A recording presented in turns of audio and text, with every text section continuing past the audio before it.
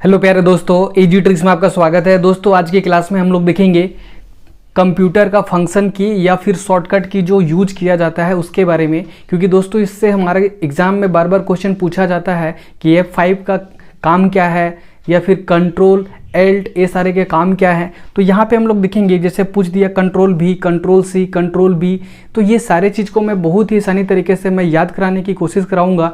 और ये यहाँ पे मैं टोटल 15 से 20 देखूंगा जो बहुत ही ज़्यादा इंपॉर्टेंट है और हर एक एग्जाम में आपको पूछा ही जाएगा। जहाँ पे कंप्यूटर सेक्शन लिखा है कि कंप्यूटर से 10 क्वेश्चन आएंगे, वहाँ तो एटलीस्ट ये सारे फंक्शन की से क्वेश्चन बनने का चांस बन जाता है। मैं यहाँ पे बहुत ही आसानी तरीके से ये भी कवर कराऊंगा कि F से 12 टोटल की होता है, जो उसका काम क्या है। जैसे मैं अगर F5 बोल दिया तो डायरेक्टली आपको टिप्स पे याद होना चाहिए कि F5 पे क्या है, F6 पे क्या है, F7 पे क्या है। तो मैं यहाँ पे निमोनिक मेथड से यूज करके आपको याद कराऊंगा। जो मैंने कल पिछला क्लास में वीडियो डाला था उसमें दोस्तों मैंने ये बताया था कि रैमिंग मेथड से इसको ही बहुत आसानी तरीके से कवर कराऊंगा और आपको टिप्स पे याद हो जाएगा। तो दोस्तों चलिए स्टार्ट करते हैं। देखिए पहला नंबर यहाँ से, देखिए यहाँ मैंने 6 नहीं लिया हूँ क्योंकि 6 का कोई उतना ज़्यादा काम नहीं होता है, तो 6 एग्जाम में पूछा भी नहीं जाता। बाकी बात मैंने टोटल 12 तक लिया हूँ। तो दोस्तों चलिए पहला नंबर पे आपको मैंने क्या बताया था, रैमिंग क्या बताया था। देखो 1 गन 2 शू 3 ट्री 4 डोर 5 वाइफ 6 नहीं लिया हूँ, 7 हेवन 8 गेट 9 वाइन 10 लेमन 10 हैन 11 लेमन 12, बस खत्म हो गया। देखिए कैसे याद करते हैं। 1 से बोला गन, और गन देखते के साथ आप क्या बोलते हो, हेल्प मी, ऐसे तो बोलते हो, बस आंसर आ गया। जब भी आप गन देखोगे तो आप क्या बोलोगे, हेल्प कीजिए, तो बस हेल्प बोला, डायरेक्ट आंसर आ जाएगा। डायरेक्टली एग्जाम में पूछेगा कि F1 का फंक्शन क्या है, तो डायरेक्टली आंसर क्या टिक लगाओगे, हेल्प। गन देखते के साथ आप क्या बोलोगे, हेल्प। दूसरा F2 से आपको क्या है, सू आप क्या किए हो, सू आप बदलने के लिए आप क्या मार्केट चले गए, उसको दूसरा रीनेम या फिर दूसरा ब्रांड का लेने का मन है आपको, रीनेम, ठीक है। तो डायरेक्ट आंसर आ जाएगा F2 का। तीसरा नंबर पे क्या है, ट्री आजकल खोजते जाओ मिलेगा ही नहीं, बहुत कम है क्योंकि सबने काट दिया है। तो ट्री सर्च करने पे भी नहीं मिलता है, ट्री सर्च करने पे आजकल नहीं मिलता है। क्लियर, ये हो गया आपका आंसर। दूसरा बात, अगर शिफ्ट के साथ F3 को अगर प्रेस करते हो, शिफ्ट प्लस F3 प्रेस करते हो तो क्या होगा, स्मॉल और कैपिटल लेटर में लिखना। तो कैसे याद रखोगे, देखो ध्यान से, शिफ्ट कर दिए किसको, ट्री को, शिफ्ट कर दिए ट्री को, 3 से ट्री शिफ्ट कर दिए ट्री को, तो क्या होगा, या तो स्मॉल हो जाएगा या तो कैपिटल हो जाएगा। अगर उसमें पानी वगैरह कुछ दोगे तो बड़ा हो जाएगा, तो कैपिटल बड़ा हो जाएगा, और उसको काट दिए तो स्मॉल हो जाएगा। पेड़ को शिफ्ट कर रहे हो, कैसे शिफ्ट करोगे, या तो काट के शिफ्ट कर दोगे, खत्म कर दो, तो बस शिफ्ट 3। तो डायरेक्टली आंसर यहाँ पे क्लियर हो गया। अगला F4 से क्या होता है, डोर, और डोर मतलब क्या, डोर को बंद कर रहे हो, विंडो को क्यों नहीं बंद कर रहे हो, विंडो को भी बंद करो। तो डायरेक्ट आंसर हो गया विंडो ओपन होगा इंटरनेट एक्सप्लोरर पे, ठीक है। या फिर बोलो 4 डोर तो ओपन कर दिए, विंडो भी ओपन करो, डोर तो ओपन कर दिए, विंडो भी ओपन कर दो, तो डायरेक्ट आंसर हो जाएगा। कुछ दोस्त लोग को ये लग रहा होगा कि डायरेक्टली बोल दो वही आंसर याद हो जाएगा, लेकिन जो मैं तरीका बता रहा हूँ ये आपको हर एग्जाम में आप मदद मिलेगा या फिर हमेशा के लिए याद रहेगा, ये मेरा गारंटी है। आप ये चीज़ अप्लाई करके देखो, आपको याद रहेगा। अगर नॉर्मल याद करते हो तो कभी भूल जाने का चांस भी है।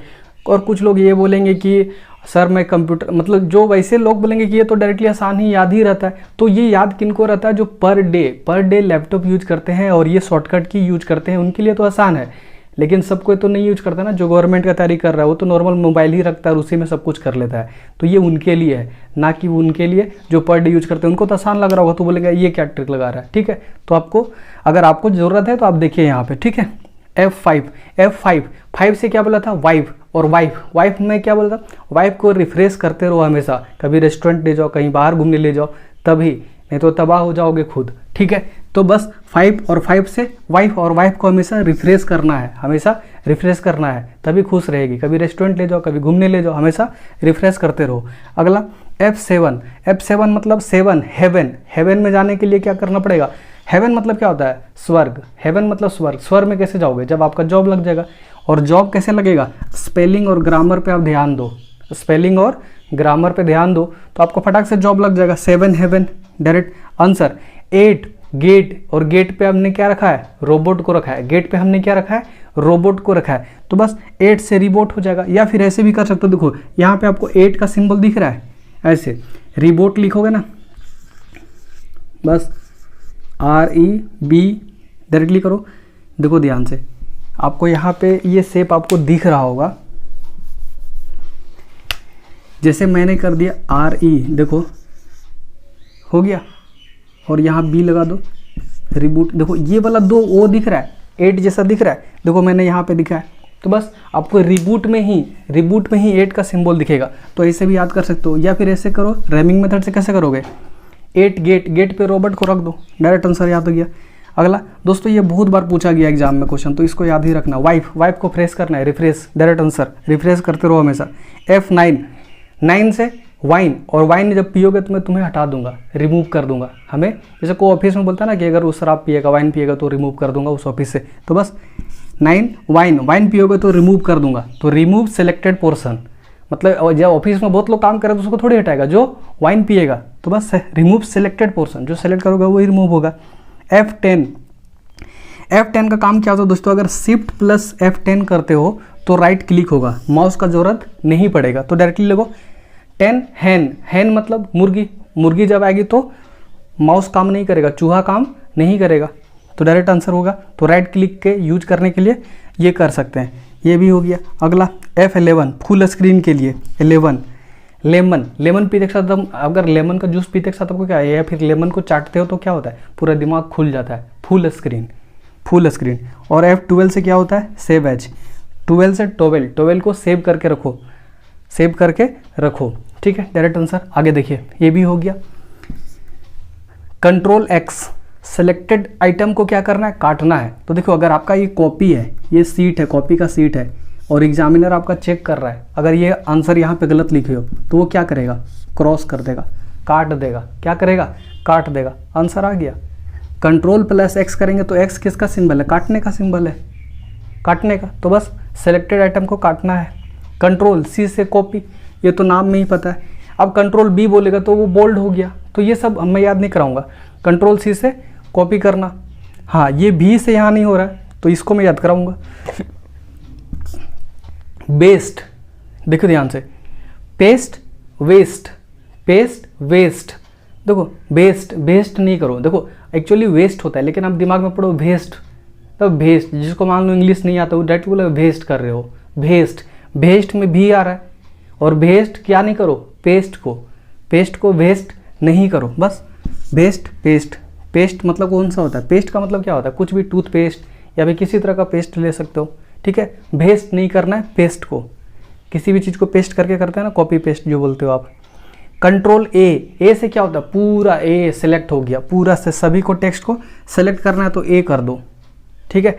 नेक्स्ट अल्ट F4 और कंट्रोल, ये दोनों की भी बहुत इंपॉर्टेंट है दोस्तों, इसको बहुत आसानी तरीके से मैं याद कराऊंगा। देखो ध्यान से, पूछेगा एग्जाम में अल्ट प्लस F4 का काम क्या है, तो देखो F से क्या आता है, 4 से मतलब डोर, और डोर मतलब ओपन करो, विंडो को ओपन करो, विंडो, तो विंडो में जो चलता हुआ करंट प्रोग्राम है वो किससे बंद होगा, अल्ट प्लस F4 से। और अगर पूरे विंडो को बंद करना है या शट डाउन करना है तो कंट्रोल F4 करो। तो डायरेक्टली देखो कैसे याद रखोगे, जब भी आएगा F4, अच्छा 4 से डोर, और डोर को क्या करना है, डोर को खोलना है, तो विंडो का भी खोलना है या फिर बंद करना है, विंडो को खोलना है या बंद करना है, तो क्लोज विंडो या शट डाउन। तो देखो ध्यान से, जहाँ पे कंट्रोल रहेगा वहाँ पे क्लोज हो जाएगा, क्योंकि कंट्रोल पूरा को कंट्रोल करके रखा है तो वो पूरा क्लोज हो जाएगा। और अल्टरनेटिव रास्ता है, अल्टरनेट करके, मतलब जरूरी नहीं है, अल्ट मतलब उसी को, सिर्फ उसी को क्लोज करना है, और कंट्रोल कर देंगे तो पूरे को, मतलब पूरा कंट्रोल है तो पूरा बंद हो जाएगा। कंट्रोल प्लस F4 करोगे तो पूरा बंद हो जाएगा, और अल्ट F4 करोगे तो close the current open program, जिस पे आप काम कर रहे हो वो बंद होगा सिर्फ।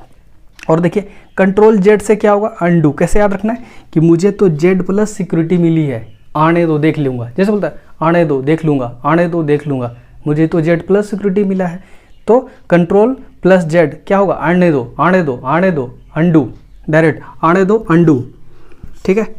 अगला कंट्रोल U से क्या होता है, अंडरलाइन होता है, ये सब याद कराने की जरूरत नहीं है, ठीक है। अब मैं बहुत बड़ा लिस्ट ले आता जो फालतू का चीज़ है उसको भी, कंट्रोल U से आपको नहीं दिख रहा है, U से अंडरलाइन, P से प्रिंट हो जाएगा, कंट्रोल प्लस P प्रिंट हो जाएगा, और कंट्रोल प्लस K का क्या होगा, हाइपर लिंक होगा, K का क्या होगा, हाइपर लिंक होगा। मेरे ख्याल से दोस्तों मैंने हर एक चीज़ को बहुत आसानी तरीके से कवर करवा दिया। और मेरे ख्याल से अब सब चीज़ याद हो गया होगा। जो अभी दिल्ली पुलिस का जो एग्ज़ाम है कांस्टेबल का, उसमें कंप्यूटर का सेक्शन लिखा है, वो उसके लिए आप अगर तैयारी कर रहे हो तो इस वीडियो को भी देख ले। जहाँ जहाँ पे जिस भी सेक्शन में या भी सिलेबस में मेंशन किया है कि कंप्यूटर से भी क्वेश्चन पूछा जाएगा, तो ये शॉर्ट की से भी क्वेश्चन पूछा जाता है। दोस्तों इसके बाद मैं कोशिश करूंगा करंट अफेयर पे काम करने के लिए, क्योंकि बहुत सारा एग्जाम आ रहा है और डिमांड भी करंट अफेयर का बहुत ज़्यादा आ रहा है। तो आप कमेंट बॉक्स में करंट अफेयर का टॉपिक लिख सकते हो, जिसका मुझे ज़्यादा कमेंट मिलेगा कि इस टॉपिक पे, तो उस टॉपिक को प्रायोरिटी देते हुए मैं उस टॉपिक को जल्दी से जल्दी लाने की कोशिश करूंगा। तो आपको कमेंट बॉक्स में लिखते जाना है कि कौन कौन सा आपको टॉपिक चाहिए। आप लिस्ट भी कर सकते हो, 4-5 लिस्ट करके वहाँ पे लिख सकते हो कमेंट बॉक्स में ये सारा टॉपिक। जो टॉपिक मुझे अच्छा लगेगा और जो टॉपिक मुझे भी इंपॉर्टेंट लगेगा और जो बहुत लोगों का डिमांड होगा, उस टॉपिक को मैं जल्दी से पिकअप करूँगा और जल्दी से उसको लाने की कोशिश करूँगा। तो अगर आप स्क्रीनशॉट लेना चाहते हो तो स्क्रीनशॉट इसको ले सकते हो। तो दोस्तों इस वीडियो में बस इतना ही। नेक्स्ट वीडियो में नेक्स्ट ट्रिक के साथ फिर से हम हाजिर होंगे दोस्तों। तब तक के लिए बाय दोस्तों, जय हिंद।